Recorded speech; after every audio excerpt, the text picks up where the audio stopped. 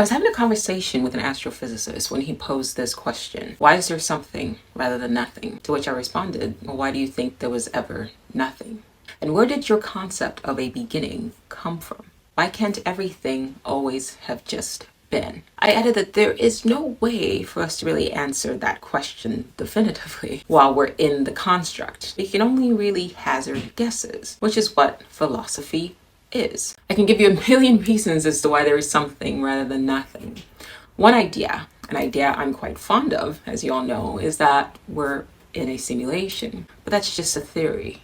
It's a philosophical attempt to understand the nature of our reality from an extremely limited perspective. I've also posited that this world could be a function of existence, wherein this is a shadow world of something more formative, wherein we are the yin to a yang, and both worlds exist simultaneously, endlessly caught in an infinite cycle. You can come up with whatever explanation you would like, but they would only be that, possible explanations and theories. We wouldn't really know.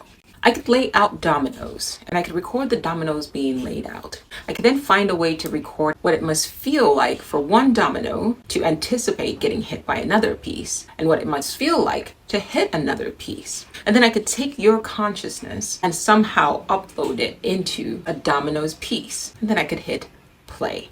Now, you could choose to exist as any domino piece, and then you could say how it feels to be that piece, or how it feels to get hit in a particular angle. But given that I only set it up for you to feel what a domino feels as a temporary domino, while your consciousness is in the domino piece, you are operating from an extremely limited perspective.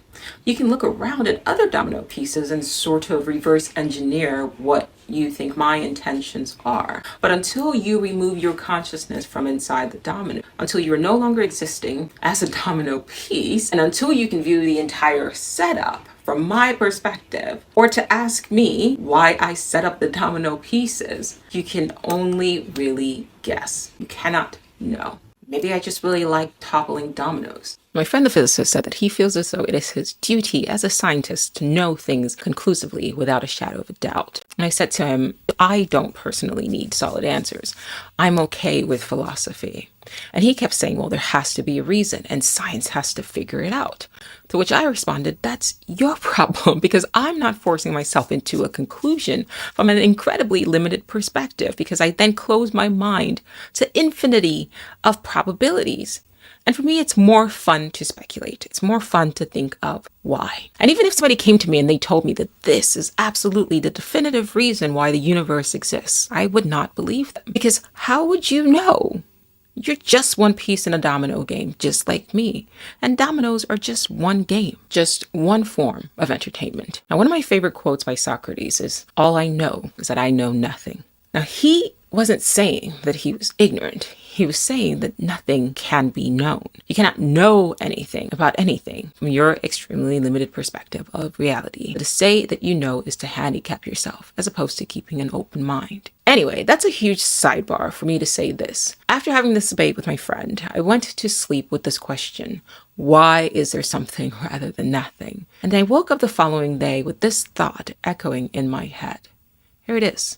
How do you know that you are something and not the nothing? I'll say that again. How do you know that you are the something and not the nothing? You're assuming or operating from the standpoint, from the mindset that we are substantive, that we are something, but you are still operating from the mindset that this is form, that this is tangible, that things are solid. When everything in physics says that even matter is 99% empty space and things aren't actually solid, that when you touch something, that feeling that you feel is actually a repulsion of electrons. Perhaps we are the nothing. Now, I think the better question is, why then are we nothing rather than something?